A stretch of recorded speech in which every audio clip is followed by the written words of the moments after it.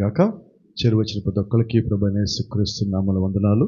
ఒకసారి మన నిలబడి ఉండగా పరిశుద్ధ గ్రంథము తెరిచి యాకోబు పత్రిక తెరుద్దాం.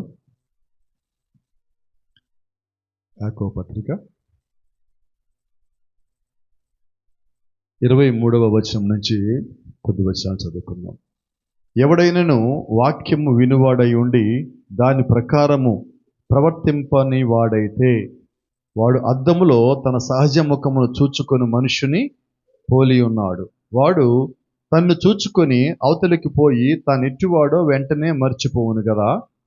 అయితే స్వాతంత్రమునిచ్చు సంపూర్ణమైన నియమములో తేరి చూచి నిలకడగా ఉండువాడెవడో వాడు విని మరచువాడు కాక క్రియను చేయువాడై ఉండి తన క్రియలో ధన్యుడగును. ఎవడైనను నోటికి కళ్ళెము పెట్టుకొనక తన హృదయమును మోసపరుచుకొనుచు భక్తి గలవాడనని అనుకుని ఎడల వాని భక్తి వ్యర్థమే. ఒకసారి సామెతలు 23:27-19 చూద్దాం. సామెతల గ్రంథము 27:19. నీటిలో ముఖమునకు ముఖము కనబడినట్లు ఒకని మనస్సునకు మరి ఒకని మనస్సు కనపడును. ఆమేన్. ప్రార్థన చేసుకుందాం.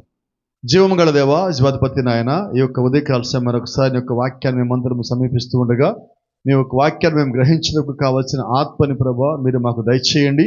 నీ వాక్యంలో ఎలాగున్నదో ఆ రీతిగా మేము దాన్ని స్వీకరించడానికి కావాల్సిన శక్తిని బలమును మాకు ఈ ఉదయకాల సమయం దయచేయమని, నీ కృపాక్షేమములతో ఈ కూడికి యావత్తు జరిగించి మా మధ్యలో మహిమను మాత్రం మీరు పొందుకొనమని ప్రభువైన యేసుక్రీస్తు నీ నామములో ప్రార్థిస్తున్నాం. ఆమేన్. God bless you. కూర్చోండి. Praise the Lord. ఆమేన్. అందరూ ఇక్కడే ఉన్నట్టేనా? ఆమేన్. Praise the Lord. అయితే దేవుని చిత్తమైతే ఒక చిన్న అంశం మనం మాట్లాడుకుందాం. మరి ఇది ఎంతసేపు సమయం పడుతుందో తెలియదు. ఏంటంటే అంశం పేరు ఎవరు చెప్పట్లేదు. ఏముంది అక్కడ? అయితే అర్థం కాలేదు. ఇప్పుడే నా స్వభావమును పరిశీలన చేసుకోవాలి. ఇదే కదా అంశము. మనకేం అర్థమవుతుంది అక్కడది? నీ స్వభావం అంటే ఎవరి గురించి అంటాం అనుకోండి. ఎవరి గురించే కాదు, ఇది నా గురించే కదా. వర్తమానం ఎవరి కోసం? దేవుడు ఎవరి కోసం? బైబిల్ ఎవరి కోసం? సంఘం ఎవరి కోసం? పని ఎవరి కోసం? పరిచయం ఎవరి కోసం? ప్రార్థన ఎవరి కోసం? చేసేవాళ్ళు చెప్పండి.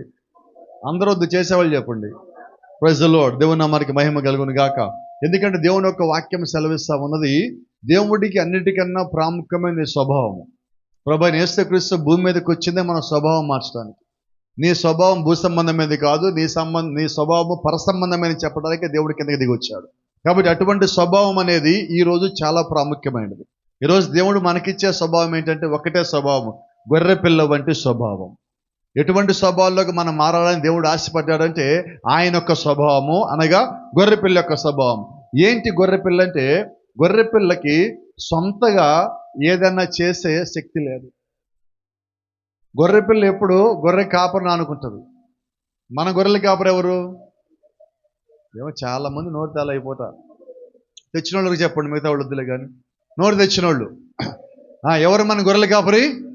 ప్రభువైన యేసుక్రీస్తు. ఆయన నిజమైన గొర్రెల కాపరి అయ్యి ఉంటే నీవు ఆయన ఆనుకోవాలి. ప్రతి సమయంలో ఆయన ఆనుకోవాలి.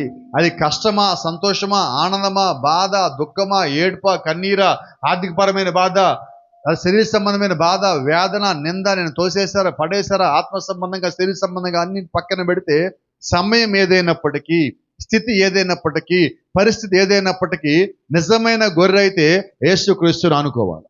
ఆయన నమ్మి ఆయన వెంబడించాలి. ఎప్పటి వరకు అంటే నీ సమస్య తీరిన తర్వాత కూడా నువ్వు ఆయన వెంబడించాలి. నీ సమస్య పోయిన తర్వాత కూడా నువ్వు ఆయన వెంబడించాలి. నువ్వు సంతోషంగా ఉన్నా దేవుడే, బాధగా ఉన్నా దేవుడే, దుఃఖమైన దేవుడే, వ్యాధి అయినా దేవుడే, స్వస్థపరిచినా దేవుడే, రక్షణ ఇచ్చిన దేవుడే, పరలోక రాజ్యం తీసుకెళ్ళినా కూడా దేవుడే. అన్ని దేవుడు నువ్వు నమ్మినప్పుడు దేవుడిని నువ్వు కాపాడే దేవుడు. ఆయన స్వభావం నీకు ఎందుకు ఇచ్చాడంటే నువ్వు ఆయనలాగా మారాలని ఆయన స్వభావం నీకు ఇచ్చాడు. ఆయన ఇచ్చిన స్వభావం నీవు నేను కానీ తీసుకొని మారినట్లయితే మనల్ని కూడా ఆయన ఉండే చోటుకి తీసుకెళ్తానంటున్నాడు. కాబట్టి ఇప్పుడు ఏది ప్రాముఖ్యము? స్వభావము. Praise the Lord. కాబట్టి ఏం చేద్దాం ఇప్పుడు? అక్కడ ఏం కనిపిస్తే చెప్పండి, సరిపోద్ది. ఏం పరిశీలన చేసుకోవాలి? పాస్టర్ గారి స్వభావం, సంఘంలో పక్కన వాళ్ళ స్వభావం, సంఘానికి వచ్చేవాళ్ళ స్వభావం, పక్క సంఘం స్వభావం. చెప్పండి ఎవరి స్వభావం? రాజకీయ నాయకుల స్వభావం. చెప్పండి ఎవరిది? నాది. దేవుడికి కావాల్సింది నేను ఫస్ట్. ఎవరి గురించి నాకు అనవసరం. ముందు నేను మారానా లేదా, ముందు నేను సరిగా మారానా లేదా. నేను సరిగా మారానంటే నా లోపల దేవుడి స్వభావం కనిపించాలి. పక్కనోడికి చూపించడానికి మనం మారొద్దు. నువ్వు పరలోక రాజ్యం వెళ్ళటానికి మారు. కానీ మనం ఏం చేస్తాము? నేను మారిపోయినని చెప్పటానికి మనం ప్రయత్నాలు చేస్తాం. నీ ప్రయత్నాలు దేవుడికి అవసరం లేదు. నువ్వు మారిపోయానని చెప్పాల్సిన పని ఏంటి? నువ్వు మారితే. మారకపోతే మారానని చెప్పించుకోవాలి మనం. నువ్వు మారితే, వినపడలేదు, గట్టిగా చెప్పండి. చెప్పించుకోవాల్సిన పని లేదు. నా హృదయంలోంచి మారాను, నేను మారాను లేదో నీకు తెలీదా? చెప్పండి. ఇంట్లో వాళ్ళకి తెలీదా? నేనంట మరీ ముఖ్యంగా దేవుడికి తెలుసా తెలీదా? Praise the Lord. కాబట్టి ఈరోజు మనం ఏం చేయాలంటే అసలు మన స్వభావం మారిందా లేదా. దేవుడికి అసలు ఏ స్వభావం కావాలి, మన దగ్గర ఏ స్వభావం ఉన్నది, మన దగ్గర ఏం మార్చుకోవాలి, దేవుడు ఏం ఆశిస్తున్నాడు తెలుసుకుంటే పోలా. మనం ఉన్నామా లేదా ఆయన అనుకున్నట్టుగా అన్నది తెలియచేసుకుందాం. మొదటిగా ఇప్పుడు మనం కలిగి ఉన్న ఈ సమయంలో అన్నిటికన్నా ప్రాముఖ్యమైనది మన స్వభావాన్ని పరిశీలన చేసుకోవచ్చు. ప్రతి ఒక్కరికి ఒక అలవాటు ఉంటుంది. దాన్ని ఏమంటారు? గూగుల్ పే ఓపెన్ చేసి ప్రతిరోజు చెక్ చేస్తూ ఉంటాం. ఏంటది? ఎందుకని? మారుతుంది ఏమన్నా కానీ చెక్ చేస్తాం మనం. మనకి అది అలవాటు కదా. కానీ అదే రీతిగా నీ స్వభావం నువ్వు చెక్ చేసుకుంటే ఎంత బాగుంది. కరెక్ట్గా ఉందా లేదా, వాక్యానుసారంగా ఉన్నదా లేదా, నా స్వభావం ప్రార్థనాపూర్వకంగా ఉండదా లేదా, నా స్వభావం దేవుడి పరిశుద్ధాత్మకు అనుకూలంగా ఉండదా లేదా, నా స్వభావం పరలోకకి వెళ్ళే విధంగా ఉన్నదా లేదా, నేను పరిశుద్ధునిగా ఉన్నానా లేదా అని ప్రతిరోజు మన స్వభావం మనం కూడా ఆ గూగుల్ పేలో అమౌంట్ తగ్గిందా పెరిగిందా చెక్ చేసుకుంటే ఎలాగుంటుంది. అలా చెక్ చేసుకుంటే చూడండి. ఇప్పుడు ఆ బ్యాలెన్స్ మనం చెక్ చేస్తున్నప్పుడు అమౌంట్ తక్కువగా ఉంటే మనకు లోపల ఎలాగుంటుంది? సంతోషంగా ఉంటుందా? అమ్మయ్య తగ్గిపోయిన డబ్బులని చెప్పండి త్వరగా. మరి ఎవరు చెప్పరు? సంతోషం, బాధ. అదే డబ్బులు అనుకున్న దానికన్నా ఎక్కువ ఉంటే మరి క్యారెక్టర్ కూడా అంతే కదా, స్వభావం కూడా అంతే కదా. ఇప్పుడు దేవుడు మన నుంచి ఆశిస్తుంది ఏంటంటే మన స్వభావం మంచిగా ఎదుగుతుంటే దేవుడు సంతోషపడతాడు. మన స్వభావం ఎదిగితే మనం ఎప్పుడు సంతోషపడలేమండి. ఎందుకో చెప్పనా? నీ స్వభావం బాగా ఎదగాలి అంటే కరెక్ట్ వేలో ఎదగాలి అంటే, ఎదిగినది అంటే నువ్వు స్నేహితులను కోల్పోతావు. మనకి స్నేహితులు లేకపోతే ఎలాగా బతుకుదామా? నీకు స్నేహితులు లేకపోతే అసలు మొబైల్ ఫోన్ అవసరమా? అవసరమే లేదు. కాబట్టి మొబైల్ ఫోన్ లేకపోతే మనం చెప్పండి త్వరగా చచ్చిపోతామా బతుకుదామా? గ్యారంటీగా చచ్చిపోతాం.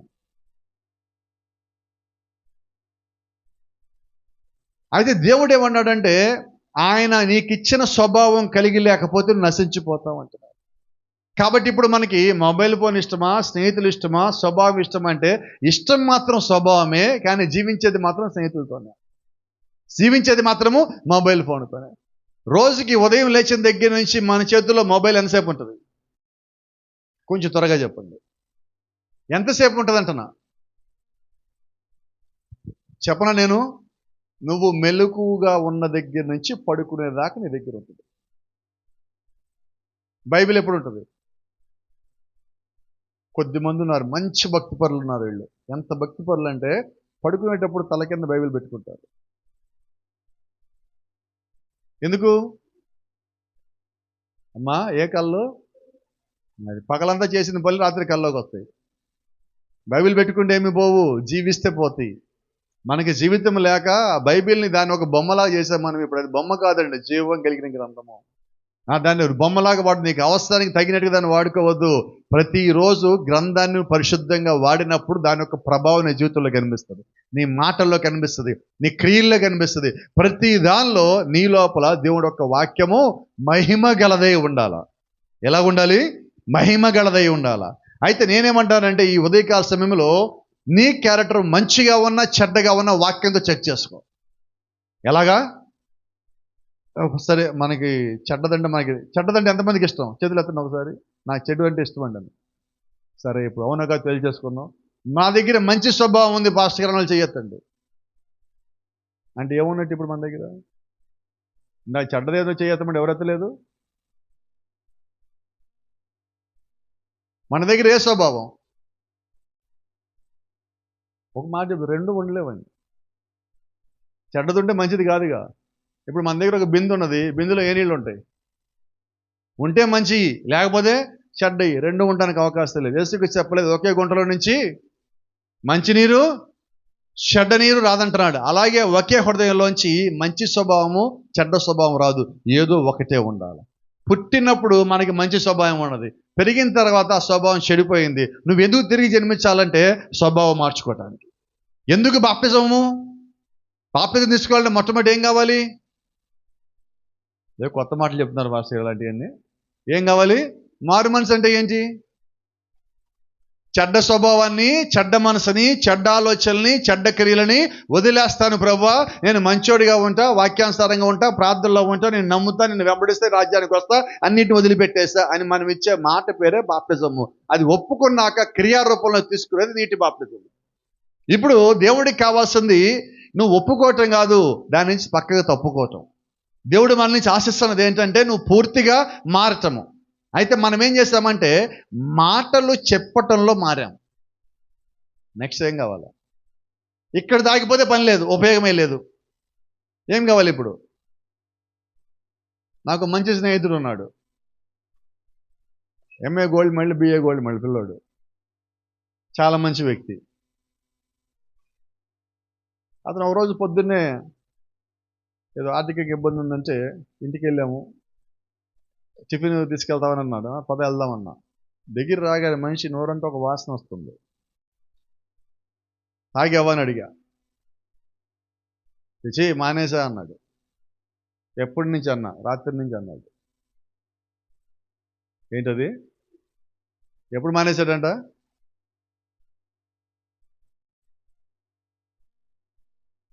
ఇప్పుడు అతను మారాడా లేదా? ఎందుకని?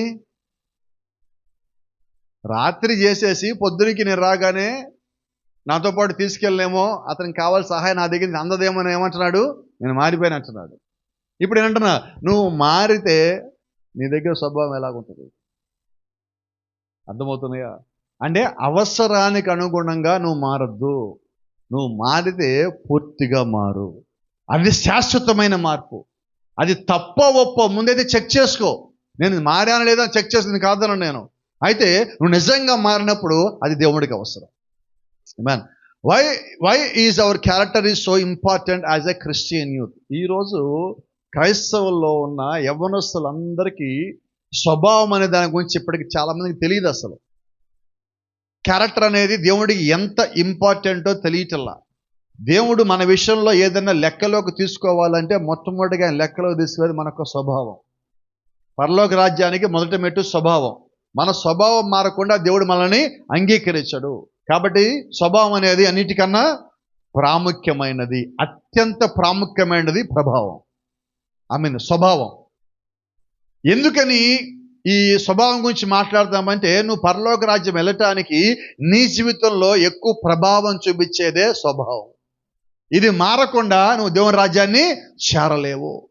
మన స్వభావము గొర్రె పిల్ల వంటి స్వభావంగా మారాలి. అవునా? ఇలా మాట్లాడదాం. గొర్రె పిల్లకి ఎంత కావాలి? అలంకరణ అవసరం లేదా? మేకప్ ఎంత కావాలా? పరలోక రాజ్యం వెళ్ళటానికి అలంకరణ ఏంటో తెలుసా? వాక్యపు అలంకరణ. ఎక్కడో ఆమెలు రావట్లేదండి, రావు. ఇలాగ ఇప్పుడు గట్టిగా చెప్పండి. ఏం కావాలి అలంకరణ మనకి? ఇప్పుడు వాక్యపు అలంకరణ. ఏ స్వభావం కావాలి? గొర్రె పిల్ల వంటి స్వభావం కావాలి. ఇప్పుడు గొర్రె పిల్లకి మేకప్ కావాలా? మరి మనకి బయటికి వెళ్ళేటప్పుడు కొంచెమే. ఎంత కావాలి? కొంచెం చాలుగా పాతాళం పోవటానికి. పరలోకం పోవడానికి చాలా కష్టపడాలి, పాతాళం పోవడం చాలా ఈజీ. అయితే ఒక మాట చెప్తా, పరలోక రాజ్యం వెళ్ళేవాడిని ఏం చేసినా పాతాళం పోడు, పాతాళం పోయేవాడిని ఏం చేసినా సరే. మనం ఎక్కడికి వెళ్దాం? అందరికీ అదేంటో తెలియదు. ఎవరికైనా చర్చికి వచ్చేవాడికి రానోడికి కూడా పరలోకం పోదామని ఉంటుంది. కొద్దిమంది ఇళ్లలో ఉంటారు, చర్చికి రమ్మంటే ఏమంటారు? నువ్వు చర్చికి వెళ్ళి నువ్వు జీవించేదానికన్నా నేను చర్చికి పోకుండా ఇంకా బాగా జీవిస్తాను తెలుసా అంటారు. వీళ్ళు మహానుభావులు కదండి, వాళ్ళు మామూలు గొప్పవాళ్ళు కదా వాళ్ళు. మరి దేవుడు చర్చి పెట్టింది ఎందుకు? నువ్వు అంత గొప్పగా జీవిస్తే దేవుడు భూమి మీదకి వచ్చి రక్తం ఎందుకు గార్చాలా? నువ్వు అంత నీతిమంతుడు అయితే నీకు కిందకెందుకు రావాలా? నువ్వు అంత మంచోడు అయితే నీ కొరకు ముళ్ళ కిరీటం ఎందుకు పెట్టుకోవాలా? కానీ మనకున్న భూ సంబంధమైన జ్ఞానం ఏం చేస్తుంది తెలుసా? చర్చికి నీకన్నా వెళ్ళకుండా ఉన్న నేనే బెటర్ ఇప్పుడు కాదు, పైన తిరుపతి వెళ్తుంది. కాబట్టి దేవుడు చెప్పిన క్రమంలోకి వచ్చేవాడే విశ్వాసి. నాకు నచ్చిన దాంట్లో వెళ్తానంటే మన విశ్వాసం కాదు. కాబట్టి దేవుడికి కావాల్సింది ఏంటి? స్వభావము. Praise the Lord. ఇక్కడ గమనించండి, ఎందుకని why character is so important in our life. So there is a purpose behind our character. దేవుడి దగ్గర మనము స్వభావం అన్నిటికన్నా ముఖ్యమైనది అంటున్నాం. ఆ ముఖ్యమైన దాంట్లో ఇంకా ప్రాముఖ్యమైన సంగతి ఏంటంటే స్వభావం అనేది నీ విజయము. ఏంటండి? Character is a victory. ఎందుకని విక్టరీ అంటే భూమి మీదకి వచ్చిన తర్వాత యేసుక్రీస్తు కూడా ఆయన దేవుడై ఉన్నప్పటికీ దేవుడు కుమారుడిగా తనను తాను నిరూపించుకోవాలంటే భూమి మీదకి వచ్చి కష్టపడి, ప్రయాసపడి, శ్రమపడి, శోధించబడి, కొట్టబడి, తిట్టబడి, హింస పెట్టబడి, సిలువేయబడి, ముళ్ళ కిరీటం పెట్టబడి, అక్రమ సంతానం అని పిలువబడి, పాతి పెట్టబడి, తిరిగి పైకి లేచి ఆయన తన క్యారెక్టర్ని నిలబెట్టుకున్నాడు. కాబట్టి కష్టపడకుండా క్యారెక్టర్ వస్తుందా? ఏమో రావట్లే అందరి దగ్గర నుంచి. అదన్నా చెప్పొచ్చు మీరు. అది కష్టపడటం కష్టమే, కానీ చెప్పటం ఈజీయే కదా. కాబట్టి కష్టపడటం స్వభావం అనేది కష్టమైందా కాదా? ఎంత కష్టం నేను చెప్తాను. ఇప్పుడు ఇక్కడున్న మనమందరం కూడా ఈ పక్క నుంచి ఈ పక్కన ఇలాగ తిరిగితే యూ షేప్లో అందరూ ఏదో ఒక సమయంలో మనం ఏదో ఒక క్యారెక్టర్ సంపాదించుకున్నాం. అది మంచిదో చెడదో ముందే సంపాదించుకున్నాం. అయితే ఇక్కడ సమస్య ఏంటంటే మనము సంపాదించుకున్న క్యారెక్టర్ని మనం ఎక్కువసేపు నిలబెట్టుకోలేము. ఇది మన సమస్య. యేసుక్రీస్తు భూమి మీదకి వచ్చిన దగ్గర నుంచి తిరిగి భూమి మీద చెల్లిపోయేంత వరకు ఆయన స్వభావాన్ని మార్చుకోవాలి, ఒకేలాగా ఉన్నాడు. మరి మనం చెప్పండి త్వరగా. అపరిచితులు అంటారు, తెలుసు మీకు? విన్నారు ఎప్పుడన్న పేరు? ఏంటి అపరిచితులు అంటే? ఇంగ్లీష్లో ఉంది స్ప్లిట్ పర్సనాలిటీ అంటారు. ఏంటంటే ఏ క్షణంలో వాళ్ళు ఎలాగుంటారో తెలియదు. ఏం స్వభావం అది? కొద్దిమంది గురించి మనం చెప్పాలంటే ఏం చెప్తాం? అబ్బా పాస్టర్ గారి గురించి అడగమాకండి. ఏంటంటే వాళ్ళు ఎట్టుంటారు మాకు తెలియదండి, అసలు మాకు తెలియదు, మమ్మల్ని అడగదు పాస్టర్ గారు, మాకు సంబంధం లేదు. ఎందుకంటే వాళ్ళ స్వభావం స్థిరంగా లేదు. ఎందుకని ఈ మాట చెప్తానంటే మానవులమైన మనము ఒక స్థిరమైన స్వభావం కలిగి ఉండాలి. You need to be a perfect character on this earth. When you are in this earth, while you are in this earth, you need to carry a character which is not of you. It should be from the word of God. నువ్వు భూమి మీద ఉన్నప్పుడు ఒక స్వభావం కలిగి ఉండాలి. ఆ స్వభావము నిరంతరం ఏకరీతిగా ఉండాలి. ఆ స్వభావము వాక్యము నుంచి వచ్చిన స్వభావం అయి ఉండాలి. ఏ స్వభావం అండి? వాక్యము నుంచి వచ్చిన స్వభావము. వాక్యానుసారమైన జీవితం నువ్వు జీవించినప్పుడు వాక్య సంబంధించిన స్వభావం నువ్వు కలిగి ఉండగలవు. అంతేనా? అయితే ఒక మర్మం మీకు చెప్పాలి. నువ్వు చర్చికి వచ్చాక నీ స్వభావం మారుద్దని నేను నమ్మను. మరి ఇంక చర్చికి రావడం ఎందుకు? చర్చికి వచ్చింది నువ్వు వినటానికి, ఆ తర్వాత దాన్ని తీసుకోవాలా లేదా అనేది నీ స్వభావంలో ఉన్నది. అంతేనా? ఇందా మన చదివి యాకోబు పత్రికలో చదివిన మాట చదవండి ఒకసారి. 23 మూసారు బైబిల్ అప్పుడే.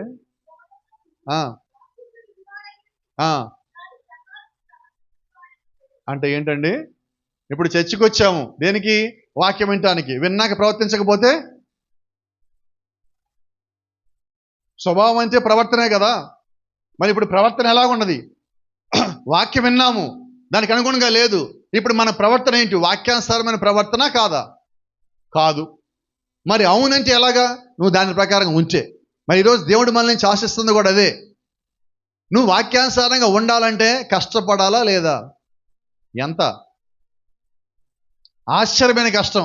నువ్వు మూటలు మోయక్కర్లా, బస్తాలు మోయక్కర్లా, బరువులు ఎత్తక్కర్లా, చెమట కార్చాల్సిన పని లేదు.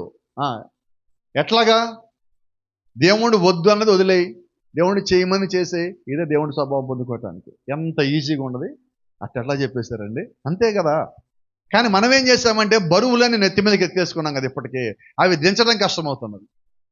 మన జీవితంలో చాలా సమస్యల్ని 100లో కనీసం 60 నుంచి 70 సమస్యలు మనవి కాదు,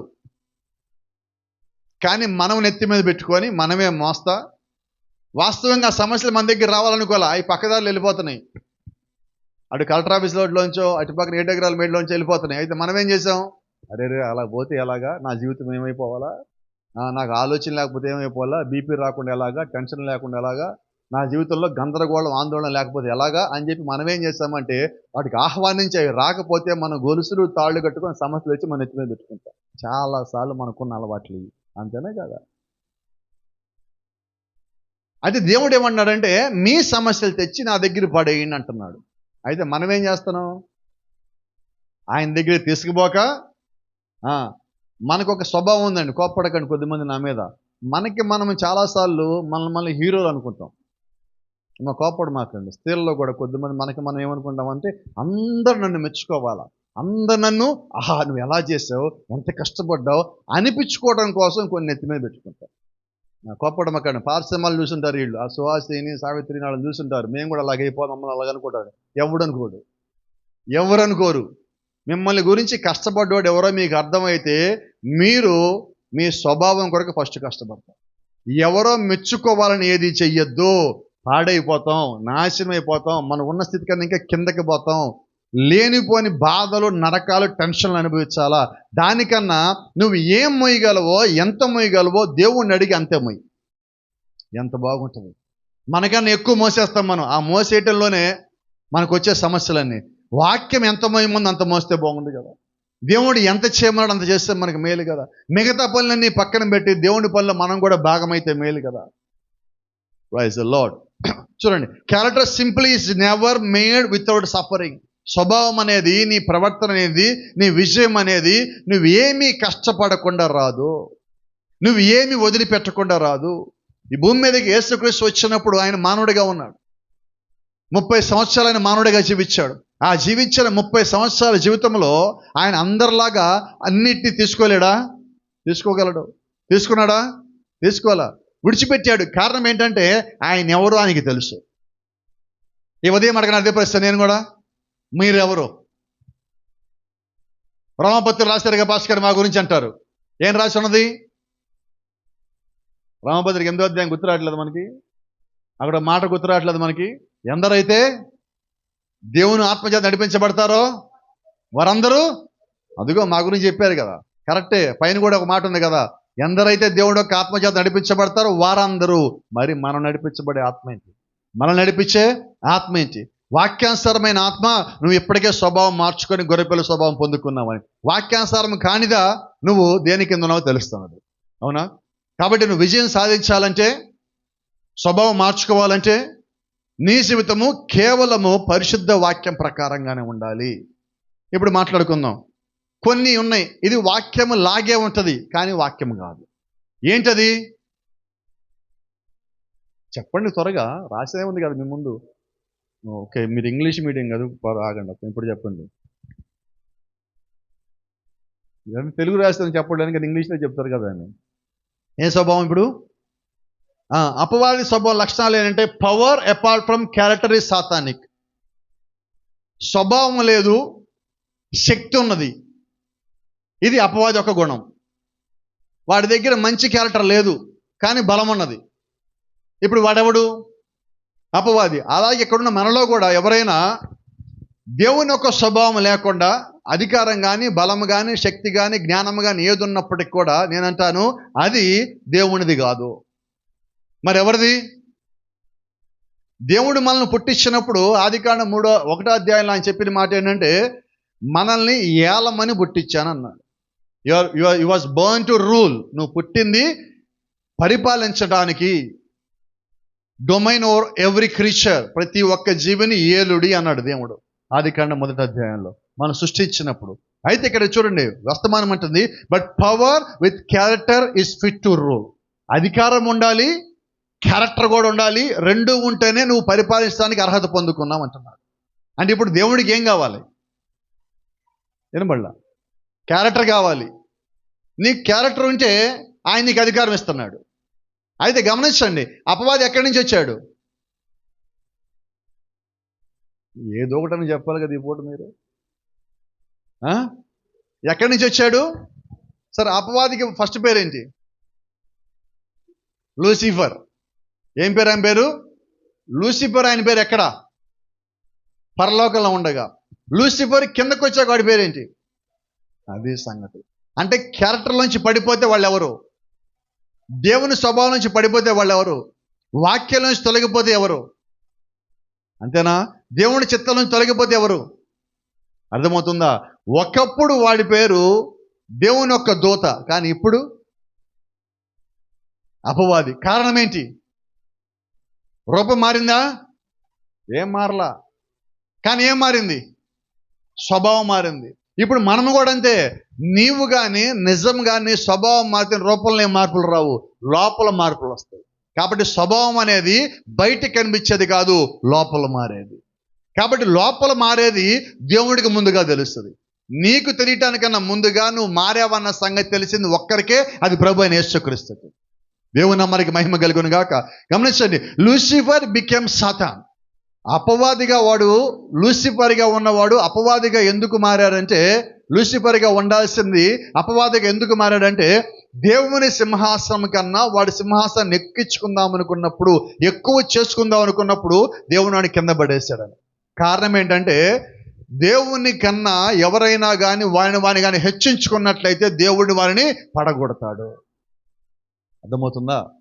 అంటే నీ క్యారెక్టరు దేవునితో సరిపోవాలి, కానీ దేవుణ్ణి రీచ్ అవ్వాలి, కానీ ఆయన చెప్పిన విధంగా నీ యొక్క జీవితం ఉండాలి. కానీ నేను దేవుడి కంటే ఎక్కువని మనల్ని పెట్టుకోవడానికి, ఊహించుకోవడానికి ప్రయత్నం చేశామా, దేవుడు నిన్ను పాతాళానికి పడేస్తాడు. కాబట్టి మనల్ని ఎక్కువగా ఊహించుకోవద్దు. మనకు ఒక అలవాటు ఉంది కదా, జనరల్గా చెప్తాను చూడండి. ఎప్పుడైనా మనం ఒక పాట పాడగానే, మన పాట కానీ బాగా పాడగానే కిందకి దిగి వచ్చినప్పుడు కొద్దిమంది మనకు షేక్ హ్యాండ్లు ఇస్తారు. ఎవరా ఇస్తారా? యూత్ క్యాంపులు చూద్దరు. కానీ చప్పట్లు కూడా కొడతారు. అంతమంది చప్పట్లు కొట్టగా మనకి ఏమనిపిస్తుంది? వెళ్ళేటప్పుడేమో భయం ఇలాగెళ్తాం ఎటు వెళ్తాం, ఫాస్ట్ గారు అంటారు. వచ్చేటప్పుడు ఇలా నడుచుకుంటూ వస్తారు. అందరూ చప్పట్లు కొడుతున్నారు కదా. ఏం జరిగింది మధ్యలో చెప్తారా? చప్పట్లు కొట్టాక నీ స్వభావం మారద్దు. చప్పట్లు కొడితే నువ్వు ఒక్క పని చేయి, ప్రభువా నీకు స్తోత్రం, ప్రైజ్ ది లార్డ్ అని నువ్వు నిజంగా ఎప్పుడైతే అనగలిగావో, ఆ చప్పట్లు నాకు కాదు ప్రభువా నీకు, ఈరోజు అవి నా ద్వారా నీకు చేరతని ప్రభువా నువ్వు సంతోషపడ్డప్పుడు, అది నిజంగా దేవుడు నీకు ఇచ్చిన స్వభావం, నీకు ఇచ్చిన విజయం. అంటే వాళ్ళు ఇచ్చేది నువ్వు తీసుకోవద్దు, దేవుడికి ఇచ్చేసి. మీకు జ్ఞాపకం ఉందనుకుంటా, దావీదు దగ్గర 3 యోధులు ఉన్నారు. ఒకరోజు దావీదు మంచినీళ్ళు కావాలని బెత్లెహేం బావిని చూస్తా, చిన్నప్పుడు అక్కడ నీళ్లు తాగాను, పైనుంచి చూస్తే కింద నేల కనబడతా ఉంటుంది, చాలా తీగా ఉంటాయి ఆ నీళ్లు ఎవరో తీసుకొస్తే బాగుండు అనుకొని వెళ్ళిపోతే, ఈ 3 యూదులు కలిపి 25 కిలోమీటర్ల శత్రువులను చంపుకుంటూ పోయి, శత్రువుల గౌన్లోకి పోయి, వారి స్వాధీనంలో ఉన్న బావిలోంచి నీళ్లు తీసుకొచ్చి దావీదుకి ఇస్తే, దావీదు ఏం చేశాడు? ప్రాణాలకి తెగించి మీరు పోయి తీసుకొచ్చి నేను తాగుదునా, కాబట్టి ఇవి యెహోవాకి అర్పణం, తీసుకెళ్ళి దేవునికి ఇచ్చాడు. అంత కష్టపడి తెచ్చారు మా రాజుగారు అంటే ఆయన తాగాల వద్దా? ఏమన్నాడు ఆయన? యెహోవాకి. నేను ఎంతో కష్టపడి ప్రయాసపడి భారం కలిగి పాట నేర్చుకో, రాత్రి పగలు విరామం లేకుండా విని నేర్చుకొని పాడిన తర్వాత చప్పట్లు కొట్టే పాస్టర్ గారు తీసుకోవద్దా? తీసుకో, ఆయనకి ఇచ్చేయి, తీసుకొని అన్నీ ఆయనకి ఇచ్చేయి, ఎంత బాగుంటుంది. నువ్వు ఎప్పుడైతే అలాగ చేసావో నీ తలాంత ఇంకా దీవించబడుతుంది, నీ తలాంత ఇంకా ఆశీర్వదించబడుతుంది. నిన్ను దేవుడు ఇంకా బహు ఎక్కువగా వాడుకుంటాడు. దేవుడు వాడుకోవాలనుకుంటే నువ్వు ఆయనకి ఇచ్చేయి. వద్దు నేనే వాడుకుంటానంటే తీసేసుకో. అయితే నువ్వు తీసుకుంటే నీ స్వభావం ఏంటో ఇక్కడ తెలుస్తుంది, ఇచ్చేస్తే నీ స్వభావం ఏంటో నీకు తెలుస్తుంది. అర్థమైందా? రెండోది, సాతాన్ ఇమిటేట్స్ గాడ్స్ ఏంజల్. అపవాది చేసే పని ఏంటంటే ఇప్పుడు దేవుని యొక్క దూతలని అనుకరణ చెయ్యటము. కాబట్టి ఇక్కడున్న యవ్వనస్తులందరికి కానీ, పెద్దోళ్ళకి కానీ, చిన్నోళ్ళకి కానీ, సంఘస్థులకు కానీ, అలాగే ఇప్పుడు ఈ వీడియో చూసేవారు అందరికి కూడా ఒక మాట చెప్తా ఉన్నా. ఏంటి ఆ మాట అంటే, నువ్వు ఎవడని అనుకరించొద్దు. ఎందుకంటే అనుకరణ అనేది దేవుని నుంచి రాలేదు. అనుకరణ అని వచ్చేది ఎక్కడి నుంచి? అపవాది దగ్గర నుంచి. So don't imitate anyone, don't mimic anyone, don't impersonate anyone, because you are the original. నువ్వు అసలైన వాడివి. నువ్వు ఇంకొకరు ఎందుకు అనుకరించాలా? నిన్ను ఎవరిని అనుకరించాలేమో కానీ నువ్వు ఎవరిని అనుకరించాల్సిన పని లేదు. ఎందుకంటే నీవే ఒరిజినల్. నేను ఒరిజినల్ అయితే ఎందుకు అనుకరించాలా? మాట్లాడుకుందాం, అనుకరించామో లేదో ఎక్కడన్నా ఎప్పుడన్నా. ఇక్కడున్న కొంచెం పెద్దవాళ్ళు ఇటు పక్కన కొంచెం వయసు ఒక 25-30 నుంచి పైన వాళ్ళందరికీ ఒక మాట చెప్తున్నా. 10th క్లాస్ ఎగ్జామ్ రాసాం, గుర్తుందా? ఎవరు చెప్పరు, రాయలేదు ఎవరు? నన్ను సీరియస్ చూస్తారు. రాస్తే రాసామని చెప్పండి, లేకపోతే లేదని చెప్పండి. రాశారా లేదా? అంతా మన సొంతదే రాసామా? ఒక చిన్న మాట చెప్తా. ఒకళ్ళ ఇంట 10వ క్లాస్ పరీక్షలో వచ్చింది, రిజల్ట్స్ వచ్చినాయి. వాడు కాలు మీద కాలేసుకుని కూర్చున్నాడు. వాళ్ళ నాన్న వచ్చాడు, అరే తప్పేవరా నువ్వు అన్నాడు. నీకు అసలు కనీసం లేదు, ఇట్లా ఉన్నావు అట్టున్నావు అంటే, నన్ను ఎందుకు తిడతావు డాడీ, ఆయన తిట్టన్నాడు. ఆయన ఎందుకు తిట్టాలండి? నా ముందు రాసినోడు ఫెయిల్ అయ్యాడు డాడీ, తప్పు నాదా?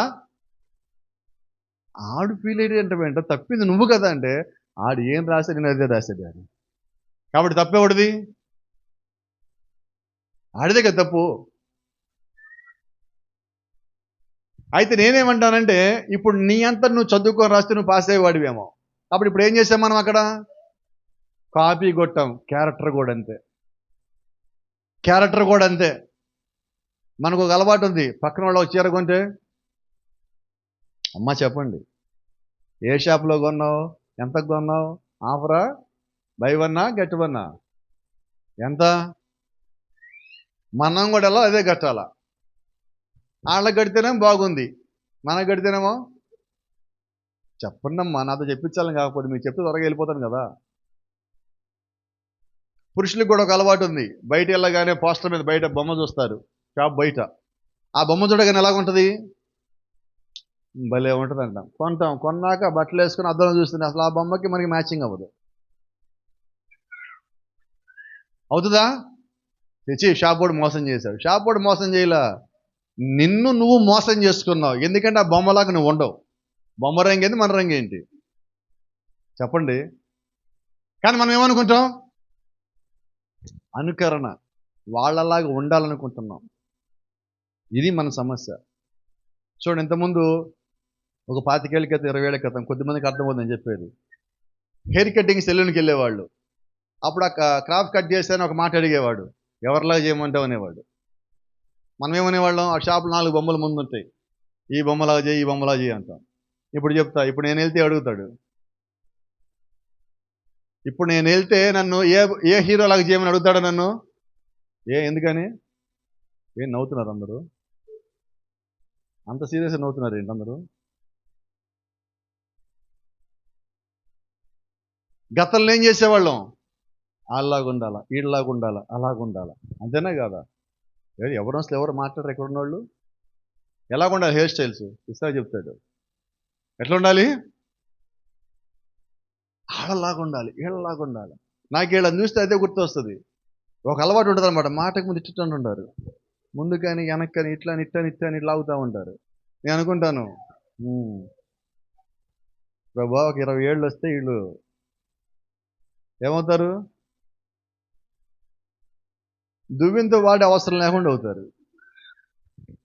కాబట్టి నేనేమంటానంటే, ఇప్పుడు నా దగ్గర ఏముంది అనే దాన్ని నువ్వు అధికంగా చూపించాలని ప్రయత్నం చేయొద్దు. ఇప్పుడు అన్నీ బాగుండగానే దేవుణ్ణి చూపించడానికి ప్రయత్నించు. ఆమె చెప్పచ్చు కదా. ఏం చూపిద్దాం మనం ఇప్పుడు? You are here to represent Jesus Christ, you are here to reflect Jesus Christ in your life. నువ్వు ఇక్కడ ఉన్నది యేసుక్రీస్తుకు భూమి మీద ప్రతినిధిగా ఉండటానికి, యేసుక్రీస్తుని భూమి మీద ప్రతిబింబించటానికి. ఈ 2 పనులకే మనం ఇక్కడ ఉన్నాం. అప్పుడు నీ స్వభావం ఏంటంటే క్రీస్తును చూపించే స్వభావము. నా స్వభావం నన్ను చూపించేదే ఉండకూడదు. ఈరోజు మన వస్త్రాలు చూపిస్తున్నాం, మన హెయిర్ స్టైల్ చూపిస్తున్నాం, మన దగ్గర ఏది విలువైంది ఉందో, నా దగ్గర ఇంత ఉందని చెప్పుకోవడానికి ప్రయత్నిస్తున్నాం. అయితే అపవాది ఏం చేస్తాడంటే నిన్ను బైపాస్ చేస్తున్నాడు, నిన్ను దారి తప్పిస్తున్నాడు. వాడు చేసే పని ఈరోజు అనుకరణ. ఈ కాలం వర్తమానం ఒక మాట చెప్తున్నా, నాకు ఇష్టమైన మాట మీరు చెప్తున్నా. భూమి మీద దేవుడు చేసేది ఒకటే, అపవాది చేయలేనిది ఒకటే. ఏంటి దేవుడు చేసేదంటే, బైబిల్ అంటున్నది, వాక్యం అంటున్నది, దేవుడు ప్రేమ అయి ఉన్నాడు. ఏంటి సార్ దేవుడు? గట్టిగా చెప్దాం ఒకసారి. దేవుడు ఏమై ఉన్నాడు? రైట్. అపవాది ఏం చేయలేడు? అదే సంగతి.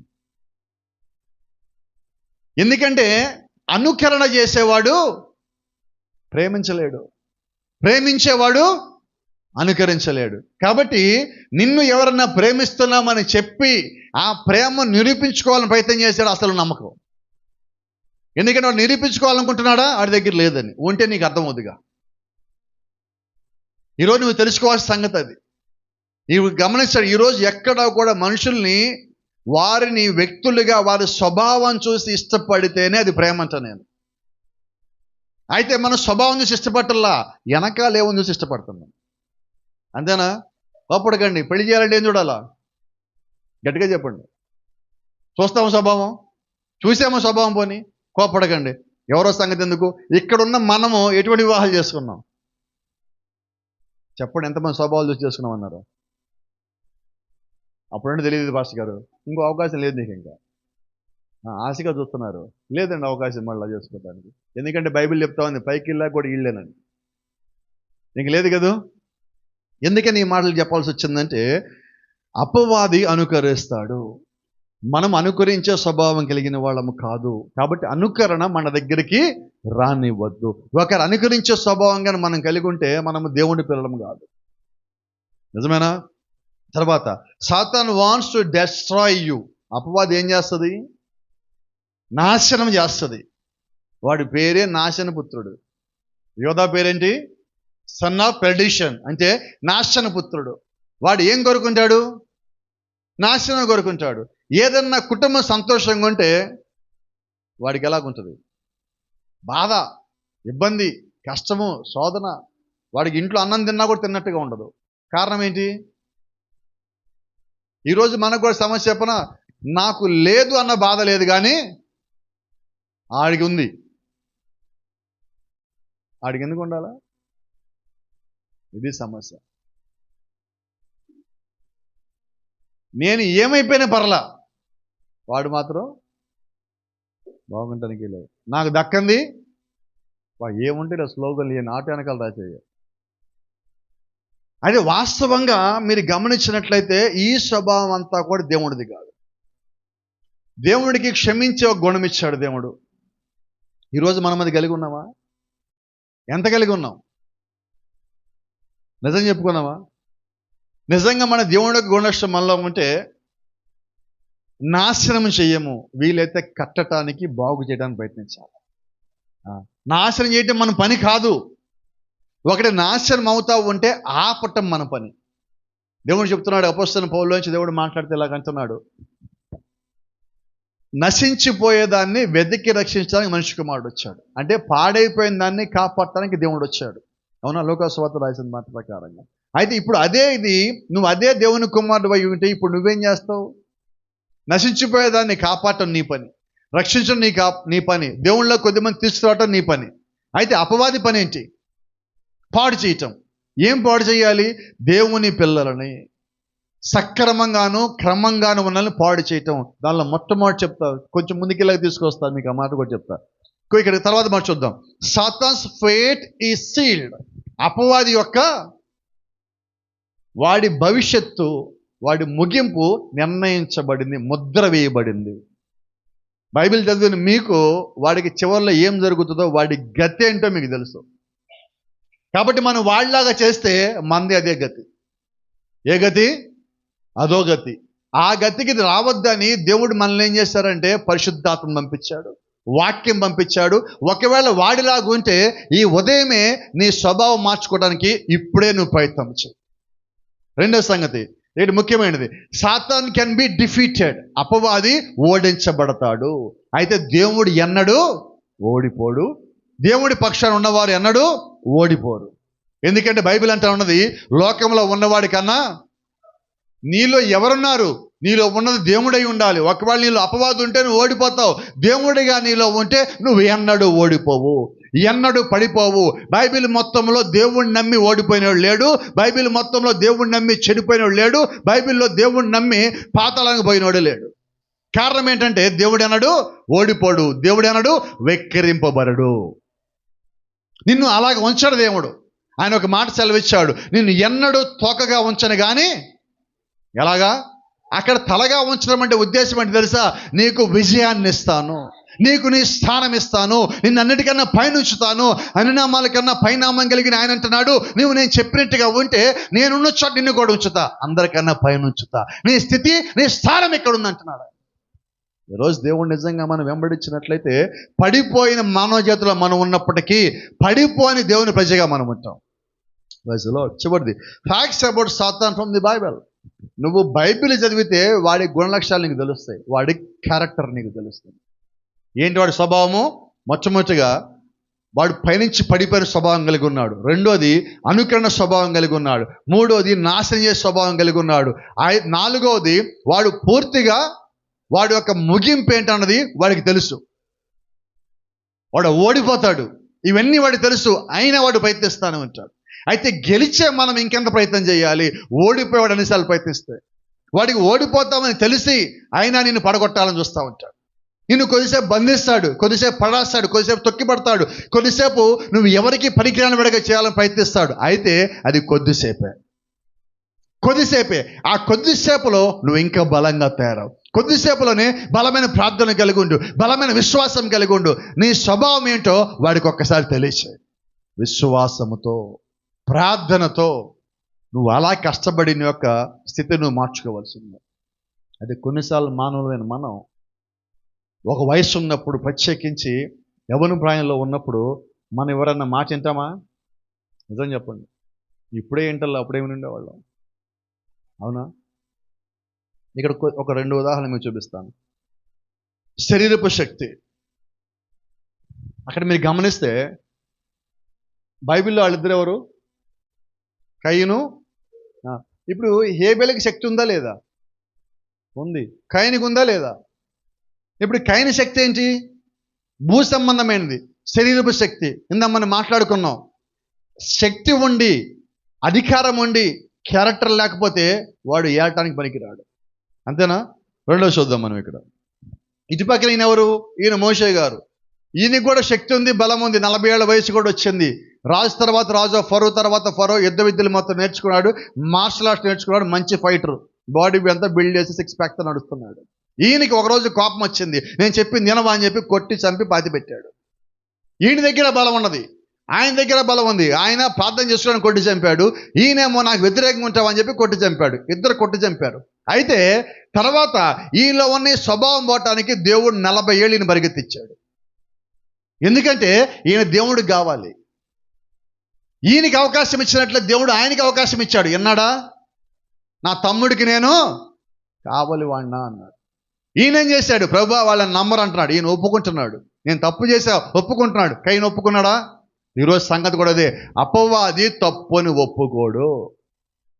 ఏం చేసినా నేను చేసిందే కరెక్ట్, నేను చేసిందే కరెక్ట్ అంటాడు, కానీ ఇది వాక్యానుసారంగా తప్పు అని చెప్పడు. ఈరోజు ఆ వాదన తెచ్చేది శరీరంలోని శక్తి. ఎప్పుడు మనం ఒప్పుకుంటామో తెలుసా? వినబడలా.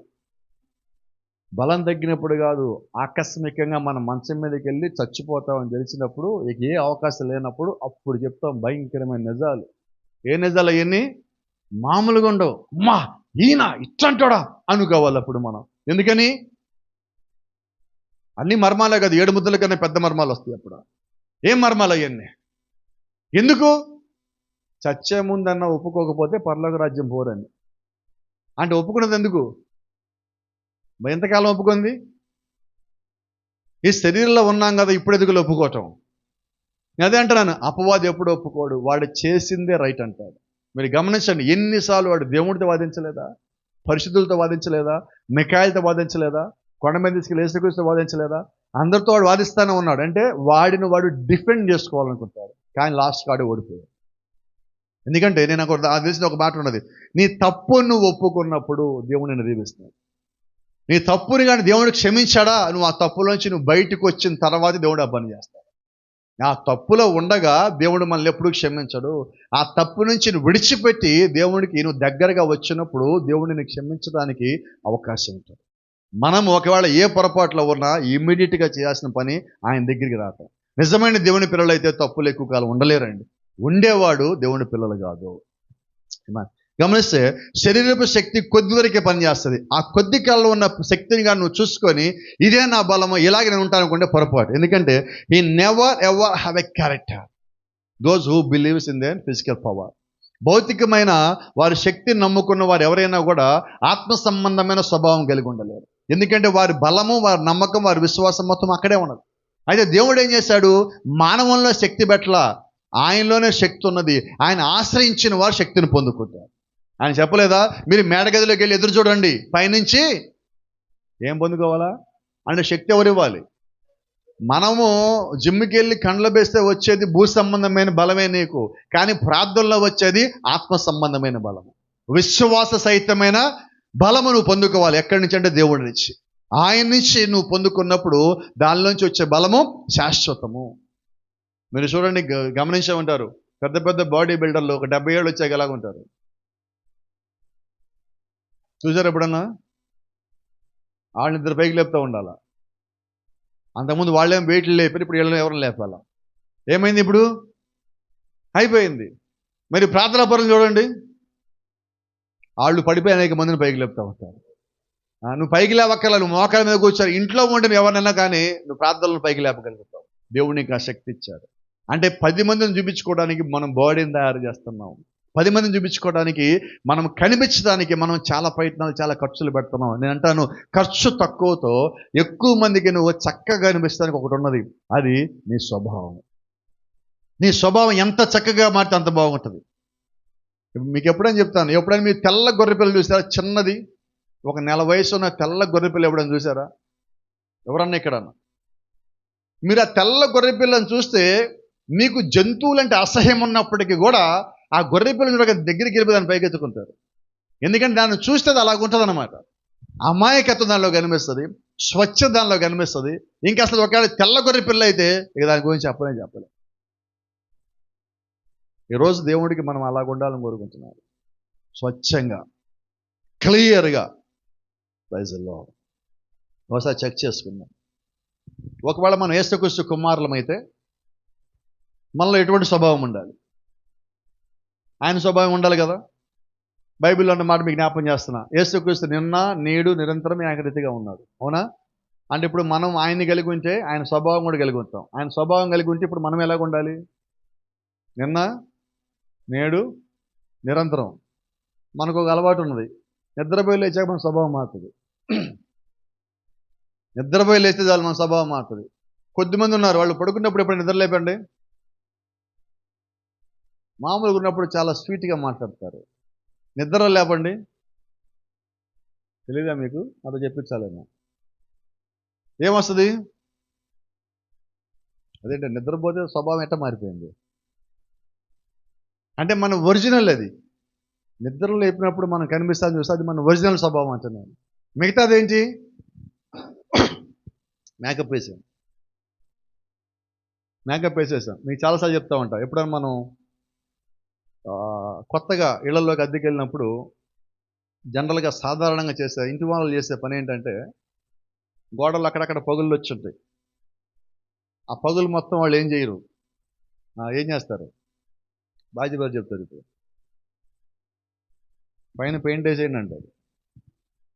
గోడ పగులు అంతే ఉంది. మీరు ఇంట్లోకి వెళ్ళి వారం అవగానే గోడలో ఒక పెద్ద గీత కనిపిస్తుంది. ఏంటి ఆ గీత అని చూస్తే ఒక 4 రోజులు అయ్యేసరికి ఆ పెచ్చులు మొత్తం కూడా ఉంటాయి, లోపలంతా ఖాళీ కనిపిస్తుంది. ఏమైంది? ఇంటికి అద్దెకి రావటానికి అక్కడ ఏం చేశారు? కవరింగ్ చేశారు. దాన్ని కవరింగ్ అని అంటాను నేను. ఇప్పుడు కూడా చూడండి, చాలామంది రోడ్లకి మరమ్మతులకు డబ్బులు ఇస్తారు. అసలు వాస్తవంగా రోడ్లు వేయాలి, కానీ వీళ్ళు ఏం చేస్తారు? Patch work. మీరు ఆ ప్యాచ్ వర్క్లోకి కళ్ళు మూసుకొని కార్లు వెళ్ళాలంటే తెలుస్తుంది, బైక్ మీద వెళ్ళాలంటే తెలుస్తుంది. అక్కడ దాకా ఎగిరి పడతా ఉంది ఒక టైరు. ఏం జరిగిందంటే ప్యాచ్ వర్క్ అయింది. దాంతో మ్యాచ్ అవ్వటల్లా. ఇప్పుడు నేను కూడా అదే అంటున్నా, మనం కూడా చేస్తున్న పని ఏంటంటే టెంపరీగా ప్యాచ్లు వేస్తున్నాం. అది ఎప్పుడు పర్ఫెక్ట్ అవ్వదు, పూర్తిగా మారితేనే. నువ్వు ఆయన కలిగిన స్వభావం నిరంతరం కలిగి ఉండాలి. ఏదో ఒకరోజు ఒక పూట కలిగి ఉంటే అది రోడ్డు మీద ప్రయాణం లాగే మందు కూడా ఉంటుంది. ఎగుడు దిగుడు ప్రయాణం, ఎగుడు దిగుడు జీవితం, ఎగుడు దిగుడు నిర్ణయాలు, ఎగుడు దిగుడు పరిస్థితులు, ఇవన్నీ కూడా అప్ అండ్ డౌన్స్ ఎక్కువగా ఉంటే మన జీవితాల్లో కారణం ఏంటంటే స్వభావము సరిగా ఉండాలి. నీ స్వభావము నిలకడగా ఉండాలి. ఎందుకని ఈ మాట అన్నానంటే, ఒకవేళ నువ్వు దేవుణ్ణి కానీ కలిగి ఉంటే దేవుని యొక్క స్వభావం కూడా కలిగి ఉంటావు. నువ్వు వాక్యాన్ని కలిగి ఉంటే వాక్యపు స్వభావాన్ని కలిగి ఉంటావు. ఆయన ఆత్మను కలిగి ఉంటే ఆత్మకు స్వభావాన్ని కలిగి ఉంటావు. ఇక్కడ అంటే చూడండి, ఒక చిన్న మాట మీకు జ్ఞాపకం చేస్తున్నా. The same type of character a man that professes to be a Christian must have a Christ-like character, Christ-like nature. నువ్వు క్రైస్తవుడు అని చెప్పుకున్నట్లయితే, నీ నోట్లోంచి నేను క్రిస్టియన్ అని కానీ చెప్పినట్లయితే క్రీస్తు కలిగిన స్వభావం నువ్వు కలిగి ఉండాలి. లేకపోతే నువ్వు క్రైస్తవుడు కాదు. పేరు మాత్రం క్రైస్తవుడు అని చెప్పుకుంటా ఆయన కలిగిన స్వభావంగా నువ్వు కలిగి లేకపోతే నువ్వు వేరొకరి స్వభావం కలిగి ఉన్నావు. ఆ వేరొకడు ఇంకెవరు? గట్టిగా, క్రీస్తు ఆత్మ. అటుపక్కన ఇంకొక ఆత్మ ఉన్నది. ఆ ఆత్మ అపవాద ఆత్మ. క్రీస్తు ఆత్మ లేకపోతే అపవాద ఆత్మే ఉండేది. కాబట్టి నువ్వు క్రీస్తు ఆత్మని కంపల్సరీ కలిగి ఉండాలి. నీకు ఆప్షన్ లేదు. ఇంకా ఏ సమయమైనా నువ్వు క్రీస్తు ఆత్మని కలిగి ఉండాలి. చూడండి, be careful who you trust. నువ్వు ఎవరిని నమ్ముతున్నావో జాగ్రత్త. మనుషుల్ని నమ్ముతున్నావా? దేవుణ్ణి నమ్ముతున్నావా? మనుషుల్ని నమ్మేటట్టుగా చేసేది అపవాది, దేవుణ్ణి నమ్మేటట్టుగా చేసేది వాక్యం. వాక్యం ఎంతసేపు ఏమంటదంటే, నీ దృష్టి మానవుని మీద కాదు, దేవుని మీద. నీ దృష్టి పరిస్థితుల మీద కాదు, దేవుని మీద. నీకున్న దృష్టి, నీ ఆలోచన నీ వెనకాల ఉన్న ధనం మీద, డబ్బు మీద, బ్యాంక్ బ్యాలెన్స్ మీద కాదు. నీకున్న అందం మీద, ఐశ్వర్యం మీద కాదు. నీ దృష్టి అంతా, నీ ఆలోచన అంతా దేవుడి మీద ఉండాలి. ఎప్పుడైతే నువ్వు దేవుడి తిప్పగలిగావో అప్పుడు నువ్వు దేవుణ్ణి నమ్ముతున్నట్టు. కొన్నిసార్లు మనకేమనిపిస్తుంటే, నాకు ఇవన్నీ ఉన్నాయి కదా, నాకు ఎంతమంది ఉన్నారు కదా, నాకేం కాదులే. రహస్యం చెప్తా, నీకెవ్వరు లేరు. నమ్ముటి నీకు అర్థమైతే నువ్వు నమ్ము. ఈరోజు చెప్పే మాట జ్ఞాపకం పెట్టుకో, నీకెవరు లేరు. ఒకళ్ళు ఉన్నారంటే ఒక్క ప్రభువైన యేసుక్రీస్తు ఒక్కడు. నీ ఇంట్లో మనుషులు కనిపించవచ్చు, అయితే ఆ మనుషుల కన్నా కూడా ఎక్కువగా నీతో పాటు యేసుక్రీస్తు. నువ్వు ఆయన మీద విశ్వాసం కలిగి లేకపోతే, ఆయన నమ్మలేకపోతే. The devil was once an angel. ఒకప్పుడు వాడు దూతగా ఉన్నాడు, ఇప్పుడు కాదు. కానీ వాడేం చేస్తాడు? నేను ఇప్పుడు కూడా దూతనే అంటాడు. అది సంగతి. వాడు పడిపోయినా, వాడు స్వభావం మొత్తం పోయినా వాడేమంటున్నాడు? నేను దూతనే.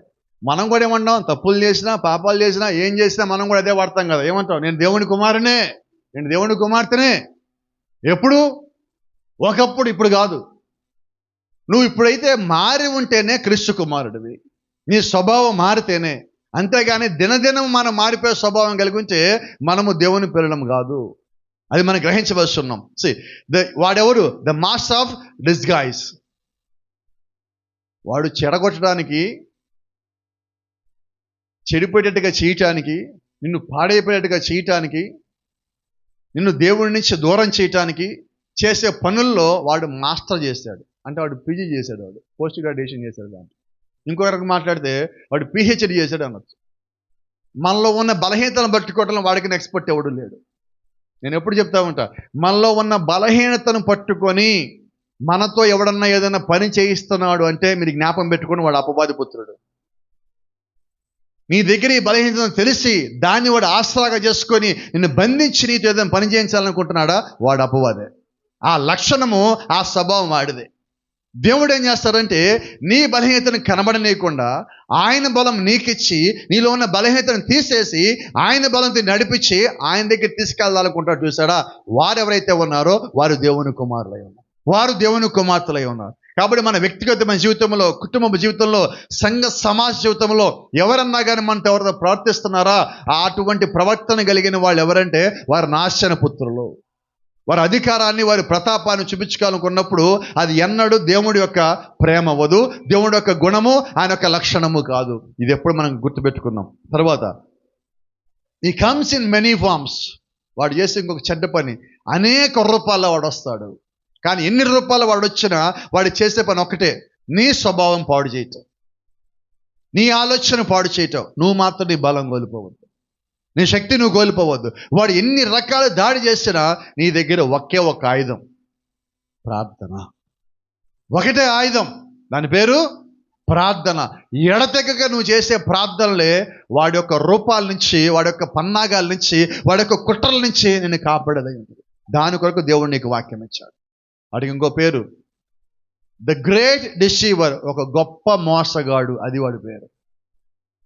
మనం వాడి యొక్క ఆత్మను కానీ కలిగి ఉంటే మన పేరు కూడా అదే అవుతుంది. కాబట్టి మన పేరు అది కాదు, మన పేరు దేవుడు కుమారుడు కుమారు. నీ లక్షణం ఏమై ఉండదో నీ జీవితం అదే ఉండదు. వాడు చేసేవన్నీ చెడ్డ పనులే. కాబట్టి నీ స్వభావం ఏమై ఉండదో నువ్వు చెక్ చేసుకుంటే నువ్వు ఎవడవో నీకు తెలుస్తుంది. ఈ స్వభావం ఉన్నదా, దేవుని స్వభావం ఉన్నదా? దేవుని స్వభావం ఉంటే నువ్వు నమ్మకంగా ముందుకెళ్ళు. అయితే నీ స్వభావానికి తెలియజేసేది ఒక్కటే, ఏంటంటే ఆ ఒక్కటి వాక్యము. వాక్యం అనే అర్థము నీ స్వభావం ఏంటో నీకు తెలియజేస్తుంది. ఇక మరేది నీకు తెలియచేయదు. అయితే నువ్వు వాక్యంలో కాకుండా మామూలుగా మన ఇంట్లో ఉన్న అద్దంలో చూసుకుంటే అక్కడ పైన ఎలా కనిపిస్తున్నది, బాగుందా లేదా? చేతుల్లో బైబిల్ ఉన్నది, ఒంటి మీద దేవస్థాలు ఉన్నాయి. మనం వాక్యాలను చూసుకుంటే కింద కనిపిస్తుంది స్వభావం, ఇక్కడే ఉంది. కానీ పైకి ఎలాగ ఉన్నది, అంతేనా? మనం చర్చిలో ఎలాగ ఉంటాం, అదిగో పైది. ఇంటికి వెళ్ళాక విశ్వరూపం ఉంటుంది మనది, అవతారాలు మొత్తం బయటకు వస్తాయి.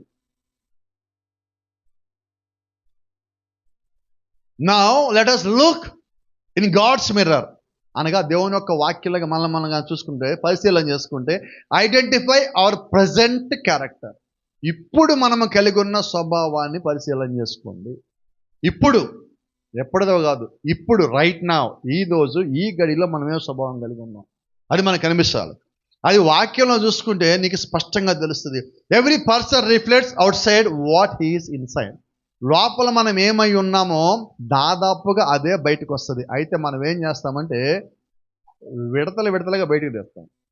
ఓకే సార్, ఎస్ నోనా, ఎవరు చెప్పట్లేదు ఇక్కడ. ఇలా మీకు అర్థమయ్యేలా చెప్తా. కొత్తగా పెళ్ళయింది, ఎమ్మటే మన స్వభావం బయటపడుతుందా? ఎందుకని చెప్పండి, రీజన్ ఏంటో నాకు. కొంచెం మీరు గమనించండి, వాళ్ళు మొదటి రోజు నుంచి నీకు అర్థమయ్యేలాగా చేస్తారు. నీకు అర్థమయ్యాక అంటావు, నువ్వు మొదటి నుంచి ఎలాగో నాకు ఇప్పుడు అర్థమైందంట.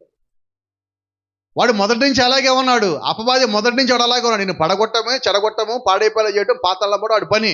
వాడు ఎప్పుడు ఒకేలాగా పని చేస్తున్నాడు. కానీ మొదట్లో మనకేమో స్వీట్ లాగా ఉంటుంది, తేనె పోసినట్టు ఉంటుంది. అసలు మాట్లాడదు, అబ్బాబ్బాబ్బా ఏం వాయిస్. పెళ్ళయిన తర్వాత మాట్లాడమాక. మరి అప్పుడేమో గంటలు మాట్లాడావు, అప్పుడు తెలియక, నీ స్వభావం తెలియక. ఇప్పుడు తెలిసింది. కాబట్టి మాటల్లో స్వభావం తెలియదు, ఎప్పుడు తెలుస్తుంది? గోటికి గట్టిగా చెప్పొచ్చు. అది సంగతి. ఫస్ట్ ఎలాగుంటుంది? 5 అయింది, ఇంకా రాలేదా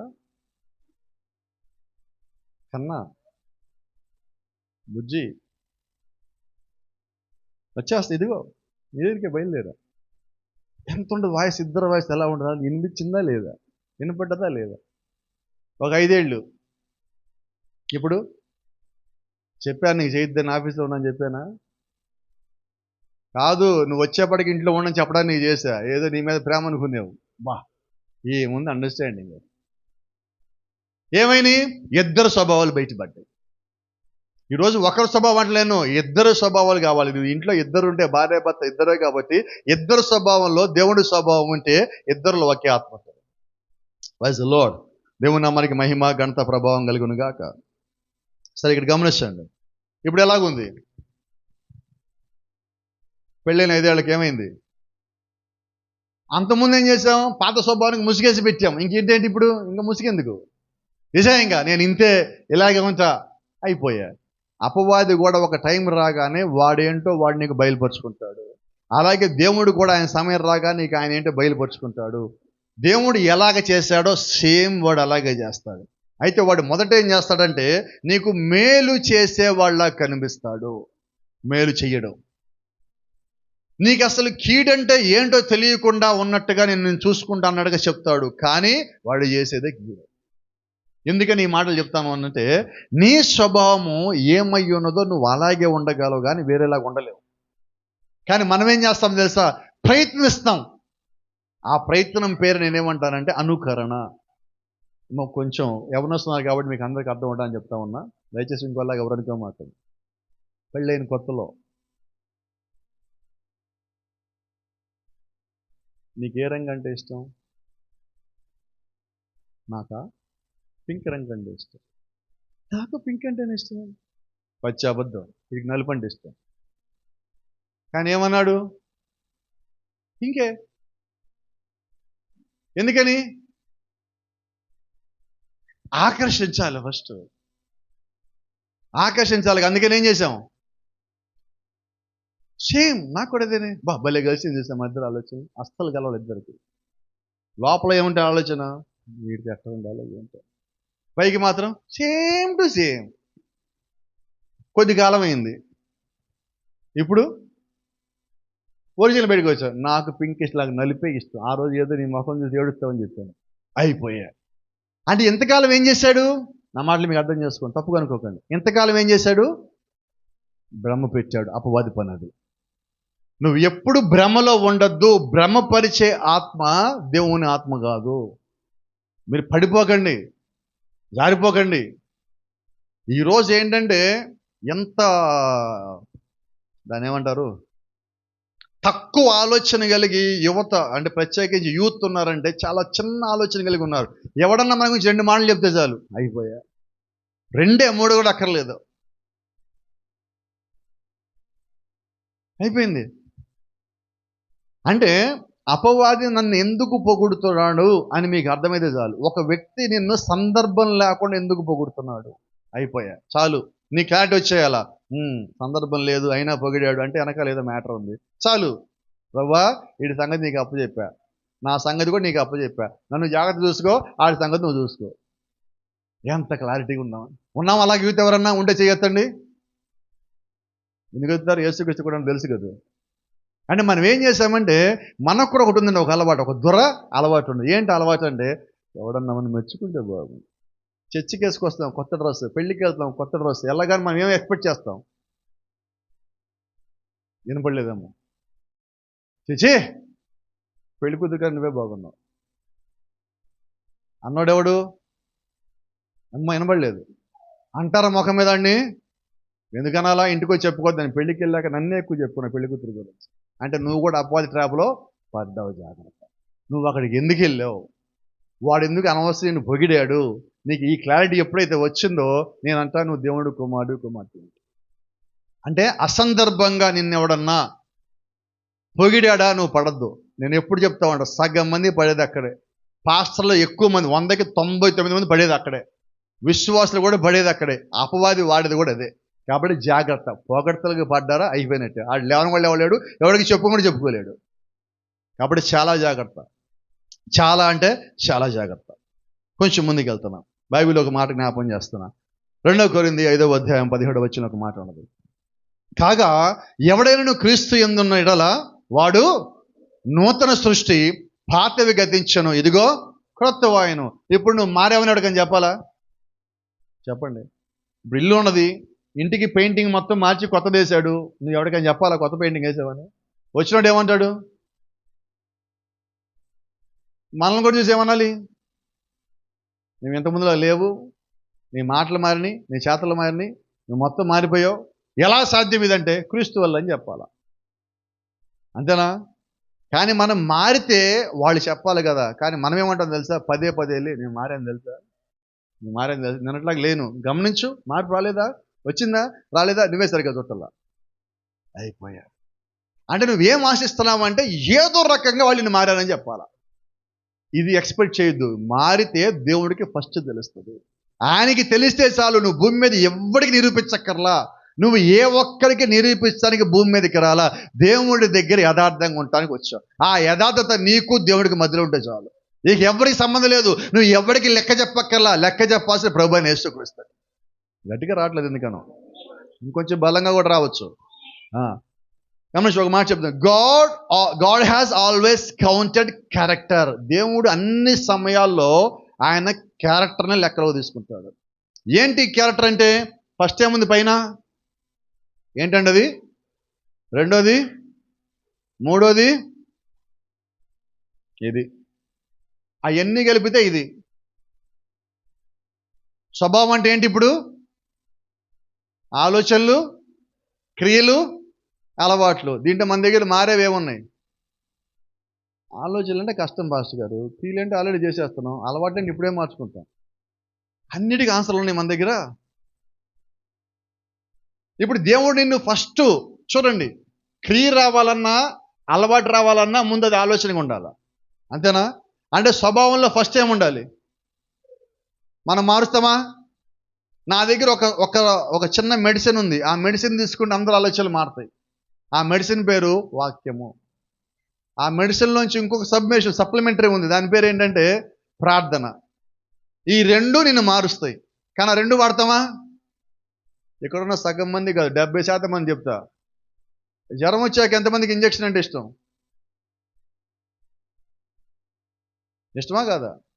ఎందుకు ఇష్టం మాకు భాష? అది ఏం మాట్లాడతాను మీరు? హాస్పిటల్కి వెళ్దామంటే చాలామంది జ్వరాలు తగ్గుతాయి. ఏంటి కారణం? అదే సంగతి. ఎందుకు? భయం. భయం.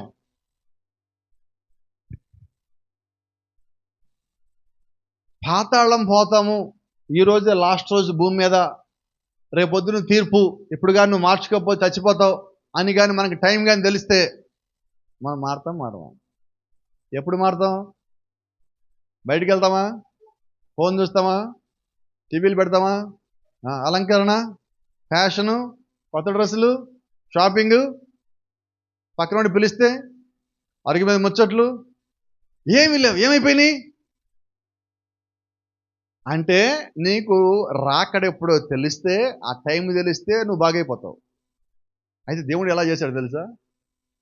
మన గురించి తెలుసు కాబట్టి ఎప్పుడు వస్తాను తెలియదు, రెడీగా ఉండండి అన్నాడు.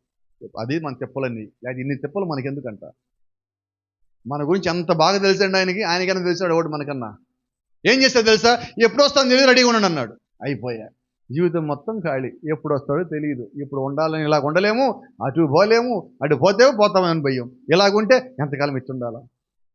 వస్తాడో రాడు. ఇంకో డౌట్, ఈ మధ్య కొద్దిమందికి అడుగుతున్నారు యవనస్తులు, పాస్టర్ గారు నిజంగా మనం వెళ్తామంటారా? ఎక్కడికి?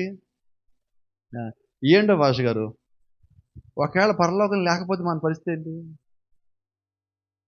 ఉత్తిని అడుగుతున్నాను. ఉంది, నేను నమ్ముతాను అనుకోండి. అయినా ఒకవేళ లేక వెళ్ళకపోతే అయిపోయినచ్చాను. ఇంకంత నీకు ఎప్పుడైతే ఆలోచన వచ్చిందో ఒక మాట చెప్తా, నిన్ను ఆల్రెడీ సగం పెట్టుకున్నాడు అబ్బాయి. సగం వాడు పెట్టుకున్నాడు, నువ్వు సగం నువ్వే వెళ్ళావు. మొత్తం అయిపోయింది. ఇప్పుడు అంటే పరలోకం లేదనే దాకా వచ్చావంటే నీ జీవితం ఖాళీ. వెళ్తామో లేదనుకున్నామంటే వాడు పూర్తిగా స్వాధీనం తీసుకున్నాడని. కాబట్టి నువ్వు దేవుని యొక్క చిత్తంలో ఉంటే ఎలాగైనా పరలోకానికి వెళ్ళాలనుకుంటావు. అది ఎక్కడి నుంచి రావాలంటే ముందు నీ ఆలోచనలోంచి రావాలి. ఎప్పుడైతే నీ ఆలోచనలో పరలోకం వచ్చిందో, ఎప్పుడైతే నీ ఆలోచన లోకంలో ఉండకూడదని వచ్చిందో, అప్పుడు నువ్వు చేసేదే, నీలోంచి బయటకు వచ్చేదే క్రియలు. ఆలోచనలో క్రియలు, ఆలోచనలు మాటలు, మాటల నుంచి వచ్చేవి క్రియలు. ఇప్పుడు ఆ క్రియలు దేవుణ్ణి చూపించేవి ఉండాలి. అయితే క్రియలు ఉన్నప్పటికీ, ఆలోచన ఉన్నప్పటికీ మనకు ఒకటి ఉంది. ఏంటది? అలవాటు. నాకు ఇది అలవాటండి. ఏంటి అలవాటు? పాతాళం పోవటం అలవాటు కాదు మనకి. పరలోక రాజ్యం పోవటం అలవాటు, వాక్యానుసారంగా ఉంటే అలవాటు. అంటే మనము మన అలవాటులు ఏం చేసుకోవాలంటే వాక్యానికి తగినట్టుగా మార్చుకోవాలి. వాక్యానికి తగిన ఆలోచనలు, వాక్యానికి తగిన క్రియలు, వాక్యానికి తగిన అలవాట్లు మనం కలిగి ఉంటే అప్పుడు నీ స్వభావం పేరు దేవుని యొక్క స్వభావము. అంతేనా? ఇక్కడ ఒక మాట ఉంది, we count members, good dress, well payers instead of character. ఈరోజు చర్చిల్లో కూడా పాస్టర్ గారు ఎక్కువ ఆశించేది ఏంటో తెలుసా? అందరూ మంచి మంచి కాస్ట్లీ డ్రెస్సులో ఉండాలి చర్చిలో. అందరూ కూడా డబ్బులు బాగా కట్టాలి పాస్టర్ గారికి. అంతేనా? అదే కోరుకునేది. మనం కూడా మన ఇంట్లో అనుకుంటాం, అందరూ మంచి బట్టలు వేసుకోవాలి, మంచి జీతాలు, మంచి ఉద్యోగాలు, వెల్ సెటిల్డ్ అవ్వాలి. ఇదే మనం కోరుకునేది. అయితే దేవుడు ఏం కోరుకుంటున్నాడు? ఏ వస్త్రాలు వేసామో దేవుడు కోరుకోవట్లా, నువ్వు ఎంత సెటిల్ అయ్యావో దేవుడు కోరుకోవట్లా, నువ్వు ఎంత డబ్బులు కట్టావో దేవుడు కోరుకోవట్లా. దేవుడు ఏం కోరుకుంటాడు అంటే క్యారెక్టర్. ఆయన ఆశిస్తున్నదేమో క్యారెక్టర్, మనం ఆశించేదేమో క్యారెక్టర్. తప్పన్ని ఈరోజు బయట లోకస్తులు మాట్లాడింది ఏంటంటే, నువ్వు ఎట్లాంటి బయట అయితే ఏంటంట, నువ్వు సంపాదించావా లేదా, ఇదే లెక్క, ఇది బయట అంతా. కానీ దేవుడు ఏమంటున్నాడు? నీ సంపాదన లెక్క కాదు, నీ స్వభావం నాకు లెక్క, నీ సాక్ష్యం నాకు లెక్క. నీకన్నా ఎక్కువ మాట్లాడేది సాక్ష్యమే అంటున్నాడు. సాక్ష్యం కోసం కష్టపడాలా, సాక్ష్యం కోసం ప్రయాసపడాలా. ఇంకో చెప్తాను, ఎప్పుడు మన ఇళ్లలోనే ఎవడో ఒకడు మన సాక్ష్యాన్ని పాడు చేయటానికి ఒకడు ఉంటాడు. ఇంటికి ఒకడు గ్యారంటీగా ఉంటాడు. లేడని చెప్పకండి నాకు. ఉంటాడా లేడా? మీరు తలొప్పుకొని ఇంటికి వెళ్ళాక ఎవరు అడుగుతారు? ఇంటికి వెళ్ళాక మీరు చెప్పాలి, అప్పుడు ఉంటుంది మీరు. ఖచ్చితంగా ఒకరు ఉంటారు. మీరు ఎంత కష్టపడి మీ పేరు, క్యారెక్టరో, సాక్ష్యమో సంపాదించుకుంటాడో వాడు అంత ఈజీగా దాన్ని తీసుకుని పోతాడు. వాడికి అదొక విద్య. ఏ విద్య అంటే అది ఎన్నతో పెట్టిన విద్య అంటారు తెలుసు మీకు? అంటే చిన్నప్పటి నుంచి వచ్చేసింది వాడికి అది అలాగా లోపల ఫామ్ అయిపోయింది అన్నట్టు. వాడికి చాలా సులభం. అయితే అదే రీతిగా దేవుడు యొక్క స్వభావం ఎవరికైతే దేవుడు పెట్టారో వాళ్ళు కూడా వాళ్ళ జీవితంలో మచ్చ మొరక పడనేయకుండా జాగ్రత్త చేసుకుంటారు. ఒక మాట చెప్పి నేను ముగిస్తాను. ఇక్కడ ఒక మాట ఉంది. ఇప్పుడు ఇదేంటిది మీకు కనిపిస్తుందా? ఎక్కడుంది షర్టు? మీరు జాగ్రత్తగా గమనిస్తే సర్ఫ్ నీళ్ళల్లో కళ్ళ చొక్కా నానబెట్టబడి ఉంది. అంతేనా? ఇక మీకు అర్థమైంది అనుకుంటాను. ఇప్పుడు ఆ షర్టు దాంట్లో అలా ఎందుకు నానబెట్టారు? ఏం పోవడానికి? మురికిపోవడానికి కన్నా ముందు ప్రత్యేకించి సర్ఫ్లో ఎందుకు అలా నానబెట్టి వదిలిపెడతారంటే దాని మీద మరకలు ఉంటే చేస్తారు. ఫస్ట్ వేడి నీళ్ళు చేసి ఆ తర్వాత దానిలో సర్ఫ్ వేసి నురగొచ్చేదాకా మొత్తం కదిపి ఆ తర్వాత షర్టు మొత్తం పూర్తిగా ముంచి 2-3 సార్లు ముంచి అప్పుడు వదిలిపెడతారు. ఎందుకు వదిలిపెట్టేదాన్ని ఇప్పుడు? గట్టిగా చెప్పు. రైట్. ఇప్పుడు నేనేమంటానంటే ఎప్పుడన్నా మిమ్మల్ని మీరు ప్రార్థనలో అలా నానబెట్టుకున్నారా? ఎప్పుడన్నా? ఎంతసేపు పెడతాం అలాగ షర్టుని? ఫస్ట్ మాట 30 మినిట్స్. ఎవడన్నా ఫస్ట్ 30 నిమిషాలు పెడతారు. ఆ 30 నిమిషాలు పెట్టిన తర్వాత ఏం చేస్తామంటే ఒకసారి చొక్కా తీరికెళ్ళి నీళ్ళలోంచి పైకి లేపి చూస్తాం. పక్కకు తీయము, పిండి ఆరేయము, ఉతికేయము. ఏం చేస్తాం? నీళ్ళలోంచి పైకి లేపి చూస్తాం. చూసి ఆ మరక దగ్గరికి పోతాం. మరక ఉందా లేదా? ఉంటుంది. అప్పుడు ఏం చేస్తారు? ముందు చేతితో రుద్దుతారు. ఆ తర్వాత బ్రష్ కొడతారు. పోలేదా? మళ్ళా ముందు వెళ్ళిపోతారు. అట్లాగే మీరు కూడా మీ స్వభావానికంటే మరకలు ఏవైతే ఉన్నాయో, చెత్త ఇనపవి ఏదైతే మీకు అంటుకున్నాయో వాటి నుంచి వచ్చిన మరకలు ఏవైతే ఉన్నాయో అవన్నీ పోయేదాకా మనల్ని మనం కూడా ప్రార్థనలు నానేసుకుంటే ఎంత బాగుంటుంది. చేస్తామా? చేద్దామా? చేసామా? చేయలేదు కానీ చేస్తామేమో.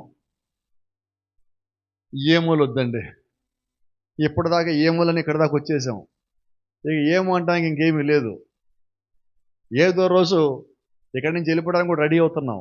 ఇక దగ్గర పడిన సమయం ఒకటే, ఇప్పటికిప్పుడు మనం రెడీ చేసుకోవటం. దానికి ఉత్తమైన మార్గము ప్రార్థనలో మనం ఎవరో తెలుసుకోవటం. ఎంతసేపు అంటే మనలో మరకలు పోయేదాకా, ఆలోచనలు మారేదాకా, క్రియలు మారేదాకా, అలవాట్లు మారేదాకా, చివరిగా స్వభావం మారేంత వరకు నువ్వు ఎప్పుడైతే నిన్ను మార్చుకున్నావో అలాగే దేవుడికి అప్పచెప్పుకుంటున్నావో అప్పుడు దేవుడు నీలో ఉన్న స్వభావాన్ని సంపూర్ణంగా మార్చి నిన్ను క్రీస్తులో నూతన సృష్టి చేయగలడు. కాబట్టి నీ ప్రస్తుత స్వభావం ఎలాగుందన్నది నిన్ను నీవు దినదినము పరిశీలన చేసుకో.